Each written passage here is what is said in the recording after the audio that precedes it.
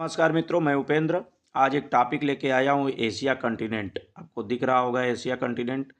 इसको एशिया महाद्वीप कहते हैं और एशिया महाद्वीप को कितने उपभागों में बांटा गया है उस पर चर्चा करेंगे और किस उपभाग में युद्ध छिड़ा हुआ है उसको भी देखेंगे।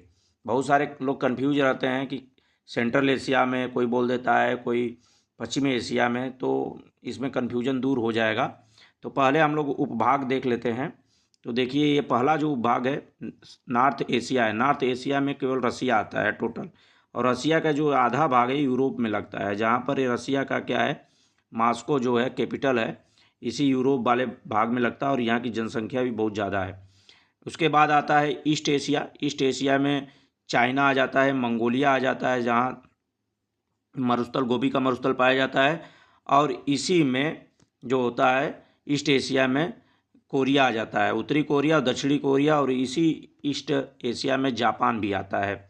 बाकी साउथ एशिया में जो देश आता है वो अपना भारत देश आता है, और इसके साथ में श्रीलंका है, मालदीव है, पाकिस्तान है, अफ़गानिस्तान है। जो ग्रीन कलर के हैं ये साउथ एशिया के भाग हैं। और साउथ एशिया और ईस्ट एशिया के बीच में यहाँ से जो गुजर रहा है, यह वाला इलाका जो है, यह वाला इलाका यहाँ पर दिखा रहा हूँ आपको, यह जो इलाका है, यह वाला इलाका, इसको साउथ ईस्ट एशिया कहते हैं। तो इस पर चर्चा कभी कर लेंगे किसी वीडियो में बना के, कितने देश आते हैं। और इस सेंट्रल एशिया जो रेड कलर का है वो सेंट्रल एशिया है। इसी में जितने स्थान वाले देश आते हैं, जैसे उज्बेकिस्तान, तुर्कमेनिस्तान, किर्गिस्तान, तो ये जितने भी स्थान वाले देश आते हैं वो सेंट्रल एशिया में आते हैं। और जहाँ युद्ध चल रहा है उसकी बात अगर करें तो यह वेस्ट एशिया में युद्ध चल रहा है, जहाँ पर तबाही अमेरिका ने मचाया है और भारी क्षति हुई है।